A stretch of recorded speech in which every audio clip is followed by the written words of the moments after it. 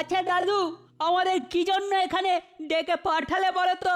আরে বলছি বেশ কাজের মতো কাজ আছে তোদের জন্য। আর সব কাজ যদি ঠিকঠাক করতে পারিস তাহলে দোলের দিন বিকেলবেলা তোদের সকলকে পেট ভরে ভোলা ময়রার দোকানের গরম গরম রসগোল্লা আর মাখা সন্দেশ খাওয়াবো। ওরে বাস, রসগোল্লা আর মাখার সন্দেশ! বলো বলো, কি করতে হবে? তোর সেই গুলতিটা সঙ্গে আছে? আছে বই কি, এই দেখো না, দেখো। তাহলে গুলতি মেরে গাছ থেকে একটা বাতাবি লেবু পেড়ে দেখা দেখি। এ তো আমার বাঁ হাতের খেল গো। ওরে বাবা, হাতের নিশানা নিখুঁত হলেও একেবারে আমার মাথার টাকের উপর ফেললি যে। তোমার মাথায় লাগেনি তো দাদু?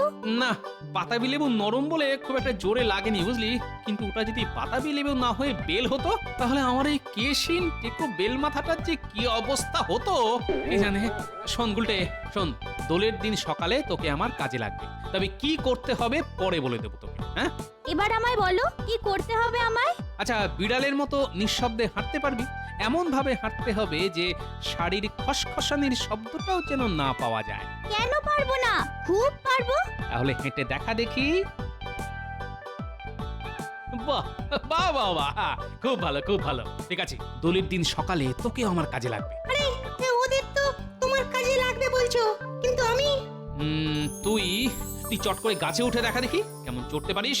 আচ্ছা, এই দেখো। আরে দাঁড়া দাঁড়া দাঁড়া, মুখের কথা খসাতে না খসাতেই তো গাছে উঠে পড়লি। এই জল ভর্তি বালতিটা কে নিয়ে যাবে? কিন্তু কিন্তু দাদু, বালতি নিয়ে কিভাবে উঠবো? হ্যাঁ, একটা দড়ি নিয়ে আয় চট করে। এই নাও দাদু।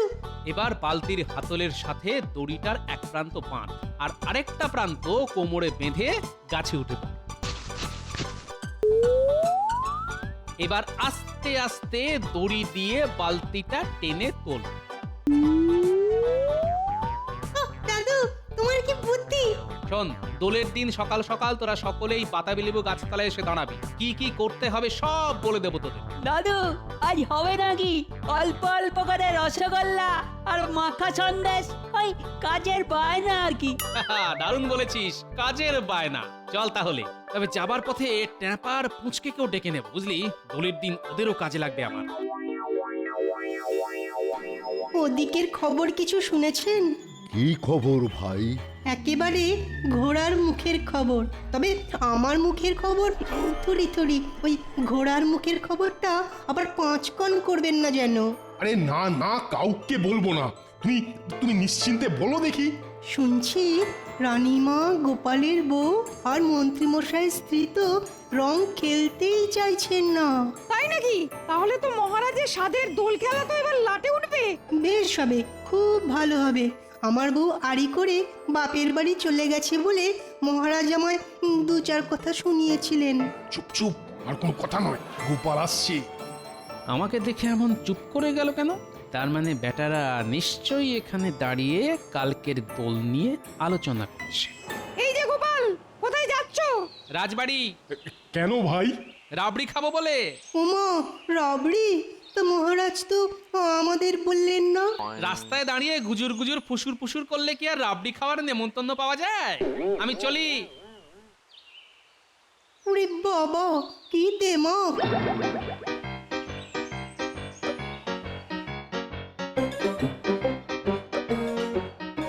আরে গোপাল, আজ বাদে কাল দোল, তা বৌদির খেলার ব্যাপারে কি ব্যবস্থা করলে? এদিকে বলে কিনা চিন্তায় চিন্তায় আমার মাথার মধ্যেটা কেমন দপদপ দপদপ করছে। কোনো চিন্তা করবেন না মহারাজ, এমন ব্যবস্থা করে রেখেছি না যে কাল সকলে দৌড়ে দৌড়ে রং খেলতে আসবে। হ্যাঁ, তাই নাকি? এই গোপাল, বলো বলো বলো, বলো না, কি ব্যবস্থা করছো? বাবা বাবা, মাথা খেলিয়ে কি বুদ্ধিটাই না বের করেছো গোপাল। সত্যি তোমার বুদ্ধির কোনো তুলনা নেই। আজ তাহলে সেই দিন, মানে দোল। যা যা বলেছি সেই মতো যে যার কাজে লেগে পড়। তুমি কিচ্ছু চিন্তা করো না দাদু, তোমার কথা মতো কাজ হয়ে যাবে। আমি তাহলে বাড়ির দিকে যাচ্ছি। গুলটে, আয় আমার সঙ্গে।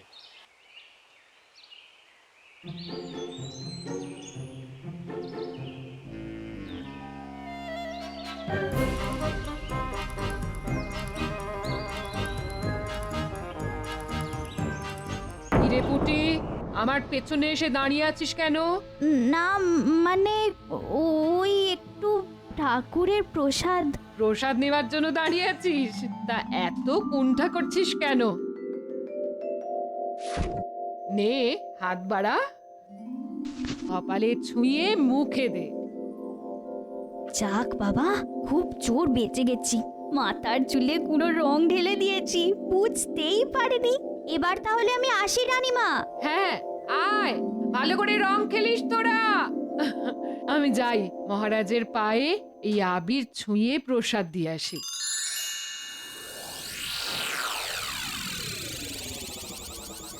গিন্নি পুকুর থেকে জল আনতে গেছে, এই ফাঁকে যা করার করে দিলাম, এবার জমবে খেলা। কি রান্নাঘরে কি করছো? বুঝলে গিন্নি, আজ বাজারে যা মোটা মোটা মাগুর মাছ উঠেছে না, কি বলবো। তাই কটা মাগুর মাছ এনে তোমার ওই শিকের হাঁড়িতে জলে ডুবিয়ে তুলে রাখো।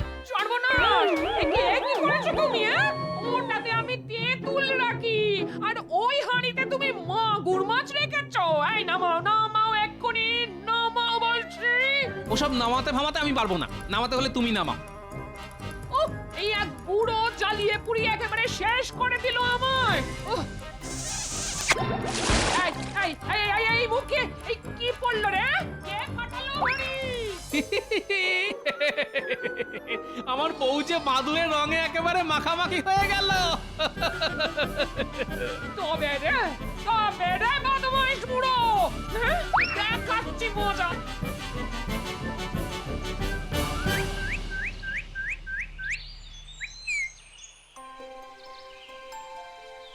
নিন, রাধা কৃষ্ণের প্রসাদ নিন।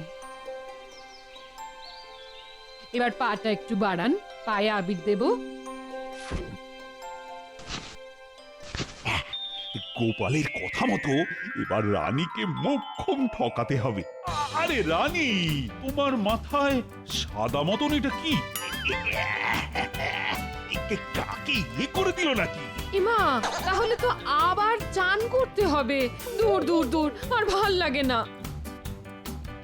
যাও যাও রানী, এবার ওই মিথ্যে কাকে নিয়ে ধোবার জন্য যত ইচ্ছে জল ঢালো মাথায়। যত জল ঢালবে মুখ হবে তত বেগুনি। বাবা, খুব তো বলেছিলে রং খেলবো না, এবার দেখি কেমন রং না খেলে পারো তুমি। এই এই এই এই এই পাজি দল, গাছ থেকে ফুল ছিঁড়ছিস কেন রে? কি রে, ভালো করে কথা কানে গেল না? দাঁড়া দাঁড়া, দেখাচ্ছি তোদের, দেখাচ্ছি, দাঁড়া। পালিয়ে যাবি কোথায়? ধরতে পারলে না কানগুলো টেনে ছিঁড়ে নেব। হ্যাঁ, এই এই এই এই, কে রং ঢাললি আমার গায়ে? ওরে হতচ্ছাড়া ন্যাপলা, হ্যাঁ তোর এই কাজ। দাঁড়া দাঁড়া দাঁড়া, তোর একদিন কি আমার একদিন। দাঁড়া দাঁড়া বলছি, দাঁড়া। লাল রঙে আমার গিন্নি একেবারে লাল টমেটো হয়ে গেছে। বুদ্ধি বটে গোপালের, বুদ্ধি বটে। কি এমন লাল রং কে মাখালো তোমায়? ন্যাপলা, কিন্তু এমন বাদুড়ে রঙে তোমায় কে চুবিয়েছে? কে আবার? ওই যে আমার ঘরের শত্রু টেকো বুড়ো। চলো চলো চলো, মহারাজের কাছে গিয়ে নালিশ করে আসি। মহারাজকে বলে কিচ্ছু হবে না, তার থেকে বরং রানীমার কাছে চলো, তিনি এর বিচার করবেন। ঠিক বলেছো, তাই চলো, তাই চলো চলো।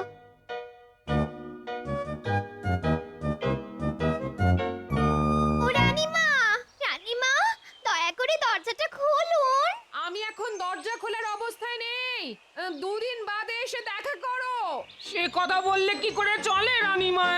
আপনার আদরের গোপাল আমায় চাতুরি করে রং মাখিয়ে দিয়েছে।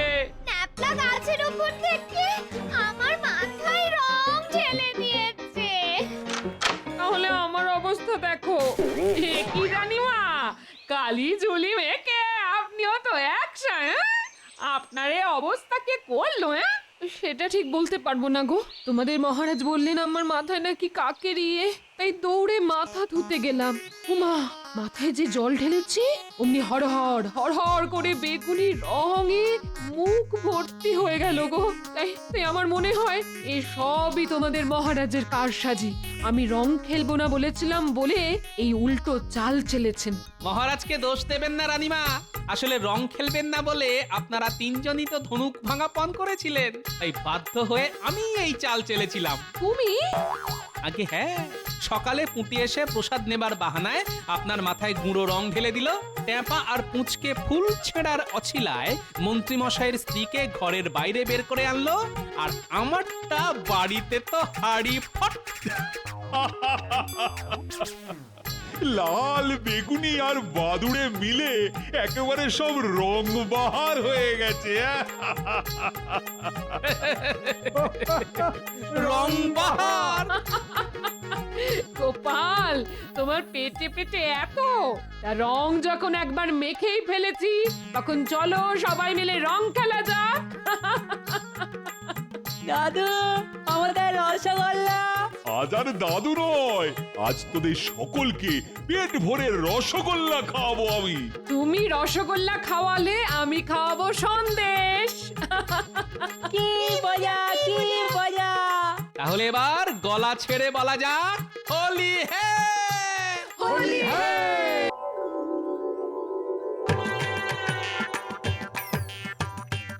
এই কি হলো কি? বলি এমন গোগ্রাসে খাচ্ছ কেন? তোমার খাবার কি কেউ কেড়ে নেবে নাকি? ভাত কেন পারবে গিন্নি, কিন্তু আজ রাজসভায় পৌঁছতে দেরি হলে মহারাজ হয়তো আমার চাকরিটাই কেড়ে নেবেন। কেন? রাজসভায় কি এমন মহা কাজ আছে আজ? সে আমি বলতে পারবো না, তবে মহারাজ সকলকে ঠিক সময়ে রাজসভায় হাজির থাকতে বলেছেন। আমি চললাম গিন্নি। দুগা দুগা দুগা দুগা দুগা দুগা। সকলেই এসে গেছো দেখছি। এখন গোপাল এলেই আলোচনা শুরু করা যেতে পারে। গোপাল এলেই নয় মহারাজ, আপনার গোপাল এসেই গেছে। বাহ বাহ বাহ, খুব ভালো। তাহলে তো এবার আলোচনা শুরু করা যেতেই পারে। হ্যাঁ মহারাজ, শুরু করুন। আসলে ব্যাপারটা হচ্ছে কি, কদিন বাদেই তো দোল পূর্ণিমা। হ্যাঁ মহারাজ, ঠিক 5 দিন বাদে। বুঝলে, আমার বড় ইচ্ছে যে এবারে দোল পূর্ণিমাটা একটু অন্যভাবে উদযাপন করা। মানে তোমরা সকলে সস্ত্রী ওই দিন রাজবাড়িতে আসবে, সকলে একসঙ্গে রং টং খেলা যাবে, তারপর প্রসাদের খিচুড়ি খাওয়া। কি তোমরা রাজি তো? আমরা তো রাজি, কিন্তু আমাদের ঘরণীরা কি রং মাখতে রাজি হবে? রাজি হবে না মানে? রাজি না হলে বুঝিয়ে সুঝিয়ে তাদের রাজি করাতে হবে। এই সভা কবি রাজি করাতে পারবে তো? আমার সঙ্গে করে আরই আমার বউ চলে গেছে বাপের বাড়ি। কি কথাই শোনালি, বউ চলে গেছে বাপের বাড়ি? কেন কেন? বউয়ের সাথে ঝগড়া হয় কেন? কি করব মহারাজ, সে যে বড় অবুঝ। থাক থাক, আর ব্যাখ্যা দেওয়ার দরকার নেই। রাজবৈদ্য, আগে আগে সে যে ওই বাতের ব্যথায় বড্ড কাহিল। হ্যাঁ কি বললে? বুদ্ধির বউ বাতের ব্যথায় কাহিল? এই তুমি কেমন বৈদ্য হে? নিজের বউয়ের বাতের ব্যথা সরাতে পারো না? কি করব মহারাজ, আসলে বড্ড ওই পুরানো ব্যথা তো, মানে আমার বিয়েরও ওই আগে থেকে। গরমকালে একটু ভালো থাকলেও শীতকালে বড় কাহিল হয়ে পড়ে। বাতের ব্যথা খুবই বেদনাদায়ক। উঠতে গেলে লাঠি, বসতে গেলে মাটি। ব্যথা ব্যথা, কত ব্যথা। তাহলে আর কি করা যাবে? মাঝখান থেকে দুটো বউ বাদ পড়লো। দুটো নয় মহারাজ, দুটো নয়, 3টে। মানে আমার বউকেও বাদের খাতায় ধরে রাখতে হবে। আগামীকাল সেও দোল পূর্ণিমা উপলক্ষে বাপের বাড়ি চলে যাচ্ছে। ওখানেও তো খুব বড় করে দোল উৎসব হয় কিনা। মানে বাবা বাবা বাবা, এ তো এক এক করে অনেক বই বাদ পড়েছে। তা সেনাপতি, তোমার? ইয়ে মানে হ্যাঁ আমি তাকে বোঝাবার চেষ্টা করব মহারাজ, নিশ্চয়ই করব। কিন্তু সে যে বড্ড লাজুক মহারাজ, ওই টপ করে ওই ঘরের বাইরে বেরোতেই চায় না। কি করি বলুন? তার মানে ধরে রাখতে হবে সেও বাদ। বাকি রইল গোপালের বউ, মন্ত্রীর বউ আর তোমাদের মহারাজ। ঠিক আছে, মানে এই তিনজনকে নিয়েই দোল খেলা হবে। সেরেছে, আমার গিন্নি তো কোনোদিনই রং মাখতে চায় না। কি গোপাল, আরে বিড়বিড় করে কি বলছো? না মানে কিছুই বলছি না মহারাজ। আর কিছু বললেও আমি কিন্তু শুনছি। মোদ্দা কথা, তোমার আর মন্ত্রীর বউকে ওই দিন আমি রাজবাড়িতে দেখতে চাই, ব্যাস। না না না না না, ও তুমি যতই বলো না কেন, এতদিন যখন রং মাখিনি তখন এবারও রং মাখতে পারবো না, এই বলে দিলাম। হ্যাঁ, কেন রং মাখতে পারবে না কেন? পারবো না তো পারবো না, ব্যাস। বলি তখন অল্প বয়স ছিল, যখন আমার ছিপ ছিপে চেহারা ছিল, তখন তো কোনোদিন রং মাখাতে চাওনি। কি করব, আসলে তখন যে রঙের বড্ড দাম ছিল আর রোজগারও ছিল খুব কম। এখন বুঝি রঙের দাম কমে গেছে? না মানে রঙের দাম না কমলেও রোজগার তো কিছু বেড়েছে। আর সব থেকে বড় কথা হলো রং কিনতে তো আর পয়সা লাগছে না, সব খরচ তো মহারাজের। তাহলে তুমি গিয়ে রং মেখে এসো, আমাকে আর এর মধ্যে টেনো না। হ্যাঁ, আহা, সামান্য রং মাখা নিয়ে এত চড়ছো কেন বলো তো? মনে রাখবে এটা মহারাজের আদেশ। তুমি মহারাজের কাছে চাকরি করো, তাই মহারাজের আদেশ মানতে তুমি বাধ্য। আমি কিন্তু বাধ্য নই। হ্যাঁ, যা ছেলে, এতে দেখছি আচ্ছা গো। গো হলে গো, তবে একবার যখন রং খেলবো না বলেছি, তখন মরে গেলেও খেলবো না। আরে তুমি রং খেলতে না গেলে আমার যে চাকরি থাকবে না। গেলে যাবে, তাতে আমার কি? এতদিন তো শুনে এসেছি নারী হলো সহনশীল, বুঝতার। কিন্তু তুমি তো দেখছি একেবারে উল্টো। হ্যাঁ, আমি উল্টো। আমি হলাম সেই নারী যার আরেক নাম শক্তি। বুঝতে পেরেছি, তুমি শক্তি হলে আমি হলাম সহ্য শক্তি। তবে রে, হ্যাঁ, ওরে বাবা, শক্তি যে আবার রুদ্র শক্তি হয়ে মারতে আসছে। কি বলছো কি রানী, তুমি রং খেলবে না? না খেলবো না, খেলবো না। গতবার রং খেলে সারা গায়ে এরকম ঘামাচির মতো কি সব বেরিয়েছিল। সে কতবার বেরিয়েছিল বলে এবারেও যে বেরোবে তার কোনো কথা আছে না। ওসব কথা জেনে আমার কাজ নেই। মোদ্দা কথা, এবার আমি রং খেলবো না। এই দেখো, এইদিকে গোপাল আর মন্ত্রীর বউ তোমার সঙ্গে রং খেলতে আসবে, তা তুমি যদি না খেলো সেটা কি ভালো দেখাবে? আমাকে না জিজ্ঞেস করে আপনি ওদের আসতে বললেন কেন? তা তুমি যে খেলবে না সেটা আমি কি করে বুঝবো? তা এখন বুঝলেন তো, ওদের বারণ করে দিন। ও সব আমি পারবো না। আমি হলাম এ রাজ্যের রাজা, কথার খেলাপ করা আমার মানায় না। ভদ্রলোকের এক কথা, ব্যাস। তাহলে যা পারেন তাই করুন। ওহ, তোমার সাহস তো কম নয়, আমার মুখের ওপর জুম করে না করে দিলে। হ্যাঁ, করে দিলাম। কারণ দোলের দিন ভূতের মতো রং মাখতে কোনো দিন আমার ভালো লাগে না। গো, সারা গা জুড়ে শুধু লাল বাদুড়ের রং। দুদিন ধরে ঘষিয়ে ঘষিয়ে সেই রং তুলু। এই শোনো, অত হ্যাপা আমার পোষাবে না। হ্যাঁ, কি বলছো কি? রানীমা রং খেলবে, আর তার থেকেও বড় কথা, গোপাল যদি তার বউকে নিয়ে হাজির হয় তাহলে তো গোপালের কাছে আমি হেরে যাব। এই তো তুমি উঠতে বসতে খেতে শুতে গোপালের কাছে হেরে বসে থাকো। নতুন করে আরেকবার হারলে করতে কি? কি আবার আমার মুখের উপর এত বড় কথা বললে? দেখো দেখো, এরকম অবাধ্যতা করলে না, আমি কিন্তু তোমাকে বাপের বাড়ি বসিয়ে দিয়ে আসবো। সে তুমি যা ইচ্ছে করতে পারো, আমি রং খেলবো না। এই আমার শেষ কথা, ব্যাস। এ তো দেখছি ভবি ভোলবার নয়। হ্যাঁ, কি করি এখন? মহারাজকে গিয়ে কি বলবো? হ্যাঁ, গিন্নির যা মেজাজ দেখলাম, তাতে তাকে দিয়ে রং খেলানোর থেকে বাঘের দুধ দুয়ে নিয়ে আসা অনেক সহজ দেখছি। দূর দূর, ভালো লাগে না। যাই, এখন মহারাজকে গিয়ে বলে আসি যে আমার গিন্নি রং খেলবে না।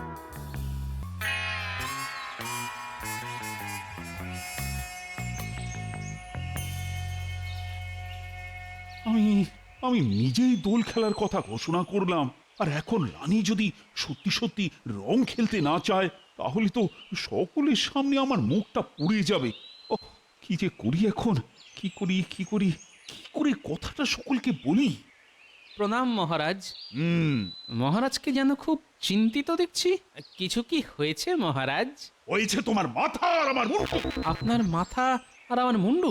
কথাটা আমার মাথায় ঠিক ঢুকলো না মহারাজ। কাছে এসো বলছি। শোনো গোপাল, এদিকে তো মহা সমস্যা শুরু হয়ে গেছে। কি সমস্যা মহারাজ? আরে বড় মুখ করে তোমাদের বললাম যে এবার রাজবাড়িতে ধুমধাম করে রং খেলা হবে, কিন্তু এদিকে তোমাদের রানীমা রং খেলবেন না বলে যে গো ধরে বসে আছে। কেন? কেন আবার? গতবার রং খেলে তার সারা গায়ে নাকি বিজবিজে ঘামাচির মতো কি সব বেরিয়েছিল। এখন তিনি না খেললে তোমাদের কাছে আমি মুখ দেখাই কি করে বলো তো? তাহলে আমার এখানে আসার আসল কারণটা বলেই ফেলি। মহারাজ, আমার গিন্নিও সাফ জানিয়ে দিয়েছে যে রং খেলবে না। তাহলে কি হবে? মন্ত্রীর বউ যদি রং খেলতে আসে তাহলে তো মন্ত্রীর সামনে আমাদের দুজনের মুখ পুড়ে একেবারে কালো হয়ে যাবে, আর ওই পশ্চাৎ মন্ত্রী চারিদিকে বলে বেড়াবে যে আমাদের বউয়েরা নাকি আমাদের কথাই শোনে না। আমার বউও কোনো কথা শুনতে চাইছে না মহারাজ, সে কোনোভাবেই গায়ে রং মাখবে না। বাবা, এই তো দেখছি সব শেয়ালের একরা। ঠিক আছে, ঠিক আছে, ব্যাপারটা তাহলে আমার উপর ছেড়ে দিন। দেখবেন দোলের দিন সব শিয়ালই এক গামলায় রং মেখে হাবুডুবু খাবে। এই, এটা কি করে সম্ভব? একটু মাথা খেলিয়ে চিন্তা ভাবনা করে নিলে এই গোপাল ভাঁড়ের কাছে সবই সম্ভব। কিন্তু হাতে তো মাত্র কয়েকটা দিন। ও নিয়ে কোনো চিন্তা করবেন না। মাথা খেলাবো একদিন, কাজ করব একদিন, আর তারপর জোরদার হলি